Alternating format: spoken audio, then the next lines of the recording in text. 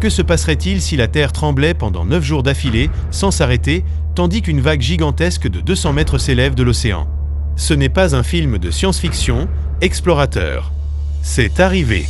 En 2023, un événement cataclysmique au Groenland a non seulement déclenché un méga tsunami qui éclipserait n'importe quel gratte-ciel, mais a également généré un mystérieux signal sismique qui a résonné à travers la planète pendant plus d'une semaine, laissant la communauté scientifique complètement déconcertée. La question était, quelle force inimaginable pourrait provoquer un tel désastre? Pendant des jours et des nuits interminables, les sismographes du monde entier ont capté une vibration incessante, un bourdonnement profond et persistant qui ne correspondait à aucun schéma connu. Ce n'était pas un tremblement de terre typique, ni une série de tremblements de terre. C'était une résonance continue, comme si la planète elle-même gémissait. Les scientifiques cherchaient le moindre indice, la moindre anomalie qui expliquerait ce signal qui défiait toute logique. L'échelle, la durée et la nature de cette vibration étaient complètement sans précédent, un véritable casse-tête mondial qui exigeait des réponses immédiates. Chaque expert, des sismologues aux géophysiciens, s'est plongé dans l'analyse des données, essayant de donner un sens à cet événement extraordinaire qui avait secoué le monde. La pièce manquante pour assembler ce puzzle complexe est venue d'en haut, l'espace. Une nouvelle étude, publiée dans la prestigieuse revue Nature Communication, a finalement confirmé ce que beaucoup soupçonnaient, bien que son ampleur était difficile à concevoir. Des chercheurs de l'université d'Oxford ont réussi à déchiffrer le mystère. La cause de cet événement monumental a été l'effondrement massif d'un glacier dans le fjord Dixon, une région isolée et glaciale de l'est du Groenland. Cet effondrement n'a pas seulement été le catalyseur du méga-tsunami, mais aussi la source de ce signal sismique énigmatique qui a réverbéré à travers la croûte terrestre, voyageant à travers les océans et les continents, se faisant sentir dans tous les coins de la planète. La confirmation de cette théorie a été rendue possible grâce aux informations recueillies par un satellite de dernière génération, appelé SWOT, dont les sigles signifient topographie océanique des eaux de surface. Ce projet ambitieux est une collaboration conjointe entre l'Administration nationale de l'aéronautique et de l'espace, connue sous le nom de NASA, et le Centre national d'études spatiales de France, connu sous le nom de CNES. Lancé en décembre 2022, l'objectif principal de SWOT est ambitieux, cartographier la hauteur de l'eau sur 90% de la surface terrestre avec une précision étonnante. Son instrument principal, l'interféromètre radar en bande K, est capable de cartographier la hauteur de l'eau avec une résolution sans précédent, atteignant jusqu'à 2,5 mètres. C'est comme avoir une vue d'oiseau détaillée de chaque onde et de chaque variation à la surface des océans, des lacs et des rivières. Pour comprendre comment ce satellite a été fondamental dans la découverte, nous devons nous plonger dans la science derrière l'altimétrie satellitaire. Imaginez une impulsion radar qui est envoyée du satellite vers la Terre. Cette impulsion voyage à la vitesse de la lumière, heurte la surface de l'eau et rebondit vers le satellite. Ce que les scientifiques font, c'est enregistrer le temps exact que met cette impulsion pour effectuer son voyage aller-retour. Si l'impulsion revient plus vite, cela signifie que la surface de l'eau est plus proche. Si cela prend plus de temps, la surface est plus éloignée. C'est aussi simple et à la fois incroyablement complexe dans son application. Lorsque les chercheurs ont examiné les enregistrements correspondant à la période où les 2 tsunamis ont frappé le fjord du Groenland, ils ont détecté quelque chose d'extraordinaire. Des pentes transversales à la surface de l'eau avec des dénivellations allant jusqu'à 2 mètres. C'est comme si une route normalement plate avait soudainement des élévations et des descentes de 2 mètres et que ces élévations se déplaçaient. Le plus révélateur de ces données satellitaires a été l'observation que ces pentes se déplaçaient dans des directions complètement opposées. Cette preuve, claire et irréfutable, indiquait que les vagues rebondissaient à l'intérieur de ce canal d'eau étroit qu'est le fjord. Pensez à une piscine où les vagues générées rebondissent sur les murs, créant des motifs complexes. Dans le cas du fjord, l'échelle était infiniment plus grande.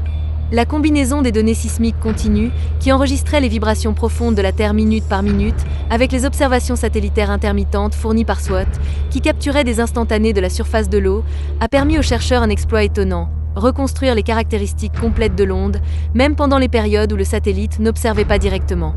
C'était comme assembler un puzzle géant avec des pièces de différents types d'informations, obtenant une image complète du phénomène. Et là, explorateur, la vérité choquante a été révélée.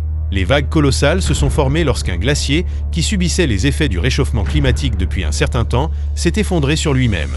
Imaginez un iceberg de la taille d'une montagne qui se détache brusquement et s'immerge dans l'océan. Ce n'était pas un simple détachement, c'était un effondrement massif. La cause de cet événement si puissant a été l'effondrement d'une montagne de 1200 mètres de hauteur, située dans le fjord Dixon, une région du Groenland qui, jusqu'à récemment, était considérée comme éloignée et vierge. Cet effondrement a libéré une quantité étonnante de 25 millions de mètres cubes de roches et de glace. Pour mettre cela en perspective, explorateurs, pensez à une quantité de matériaux équivalente à celle de milliers de bâtiments de taille considérable tombant à l'eau simultanément. L'ampleur de cet impact était d'une ampleur inimaginable. La force générée par l'effondrement était si immense que la vague résultante est restée piégée à l'intérieur du fjord. Un fjord, pour ceux qui ne sont pas familiers, est un bras de mer étroit et profond qui se forme par l'érosion d'un glacier. Étant un canal si confiné, la vague n'a pas pu se disperser librement dans l'océan ouvert. Au lieu de cela, elle a rebondi encore et encore contre les parois abruptes du fjord, créant un phénomène connu sous le nom d'onde stationnaire. La hauteur initiale de cette vague était de 7,9 mètres, un chiffre qui coupe le souffle. Visualisez une paroi d'eau gigantesque, presque comme une montagne de liquide, qui au lieu d'avancer en ligne droite, oscillait et rebondissait à l'intérieur de ce passage étroit, heurtant et reculant, maintenant sa hauteur impressionnante et son pouvoir destructeur. L'événement au Groenland, explorateur, n'est ni un incident isolé ni une anomalie passagère. C'est un symptôme clair et alarmant d'un phénomène mondial qui transforme notre planète à une vitesse sans précédent. Thomas Monahan, un expert du département des sciences de l'ingénierie de l'Université d'Oxford, a souligné que le changement climatique génère de nouveaux extrêmes, des événements jamais vus dans l'histoire récente de la Terre. Et ce qui est encore plus préoccupant, c'est que ces extrêmes se produisent et s'accélèrent plus rapidement dans les zones reculées, comme l'Arctique, où notre capacité à les mesurer avec des capteurs physiques traditionnels est limitée. C'est comme si la planète nous envoyait des signaux d'avertissement depuis ses recoins les plus inaccessibles. C'est précisément ici que la science et la technologie satellitaire deviennent des outils absolument cruciaux et indispensables. Cette étude, comme le souligne Monahan, est un exemple frappant de la façon dont nous pouvons et devons exploiter la prochaine génération de technologies d'observation de la Terre par satellite pour étudier ces processus. Ces données, obtenues grâce à des innovations telles que le satellite SWOT, ne sont pas seulement précieuses dans le présent, mais leur importance sera multipliée de façon exponentielle dans le futur. À mesure que le changement climatique continue sa progression, il est prévisible qu'il génère davantage de catastrophes extraordinaires et de phénomènes inhabituels, comme le méga-tsunami et le signal sismique de 2023. Comprendre ces événements, leurs causes et leurs conséquences, est vital pour notre capacité d'adaptation et d'atténuation. La leçon que nous laisse ce qui s'est passé au Groenland est sans équivoque, explorateur. C'est un rappel puissant et urgent de la fragilité de notre planète face aux effets du réchauffement climatique.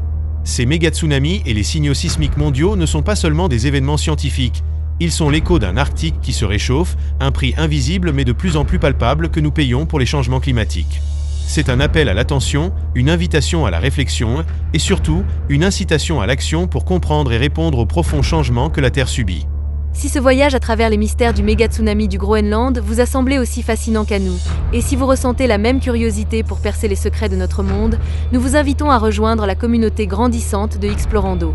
N'oubliez pas de vous abonner à la chaîne, de mettre un j'aime à cette vidéo pour que son message puisse atteindre davantage d'explorateurs avides de connaissances et bien sûr, laissez-nous vos commentaires avec vos impressions, vos questions ou tout autre mystère que vous aimeriez que nous élucidions ensemble.